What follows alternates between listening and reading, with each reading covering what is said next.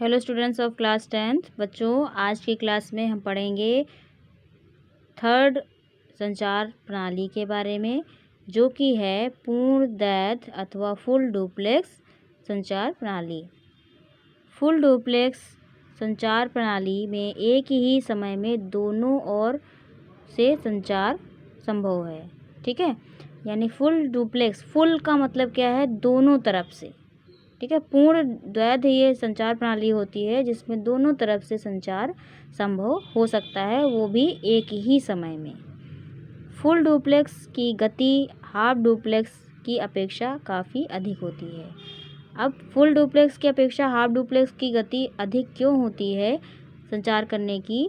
क्योंकि इसमें संचार दोनों तरफ से एक ही समय में होता है, यानी भेजने वाला और प्राप्त करने वाला वो दोनों एक साथ संचार कर सकते हैं। ठीक है, तो इसमें ज़्यादा समय नहीं लगता कि जैसे मान लीजिए भेजने वाला पहले वाली जो प्रणाली हमने पढ़ी थी हाफ डुप्लेक्स, उसमें हमने पढ़ा था कि जो संचार होता है तो वो भेजने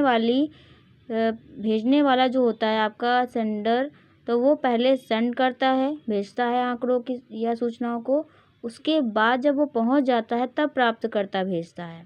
ठीक है, लेकिन यहाँ पर दोनों का एक साथ संचार संभव है। ठीक है, तो ये इसकी गति भी काफ़ी अधिक हो जाती है क्योंकि स्विचिंग में लगने वाला समय बच जाता है। स्विचिंग का मतलब एक बार भेजा जाए फिर रिसीव किया जाए, तो ये आपकी स्विचिंग होती है। इस प्रकार संचार प्रणाली में दोनों ओर की डिवाइसेस एक ही समय में प्रेषण अथवा अभिग्रहण कर सकती हैं। ठीक है, जब एक ही समय में दोनों तरफ से संचार हो रहा है तो दोनों डिवाइसेस एक ही समय में प्रेषण यानी कि भेज भी सकती हैं, अभिग्रहण प्राप्त भी कर सकती हैं सूचनाओं को। तो स्टूडेंट्स, अब ये आपका फुल डुप्लेक्स प्रणाली समझ में आ गया होगा आपको। और फुल डुप्लेक्स जो प्रणाली होती है आपकी, इस प्रणाली में प्रयोग होने वाले जो उपकरण होते हैं अपेक्षाकृत जटिल एवं महंगे होते हैं। ठीक है, क्योंकि इसमें संचार दोनों तरफ से हमें करना होता है, इसलिए इसके उपकरण भी थोड़े से डिफ़िकल्ट होते हैं समझने में और महंगे भी होते हैं, लेकिन इनकी जो कार्यकुशलता होती है वो अधिक होती है। ठीक है, अपेक्षाकृत जटिल और महंगे तो ज़रूर होते हैं, लेकिन इनकी उसी हिसाब से उसी अनुसार कार्यकुशलता इनकी बढ़ जाती है। और इसकी विशेषताएं देख लीजिए। दिशा परिवर्तन में समय की बचत होती है।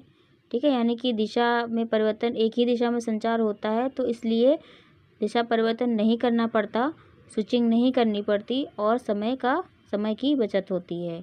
एक ही समय में दोनों तरफ से संचार संभव हो जाता है और इससे कम्युनिकेशन की प्रभावीता बढ़ जाती है।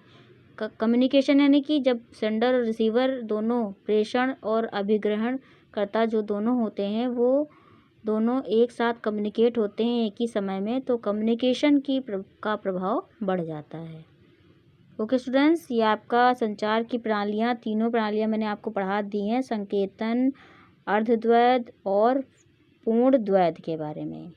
ठीक है, इंग्लिश में बोले तो सिंप्लेक्स, हाफ डुप्लेक्स और फुल डुप्लेक्स, ये तीनों संचार प्रणालियाँ आपने पढ़ ली हैं। तो आई होप कि आपको ये तीनों प्रणालियाँ समझ में आ गई होंगी। If you have any queries so you can ask me in the class, I will explain you.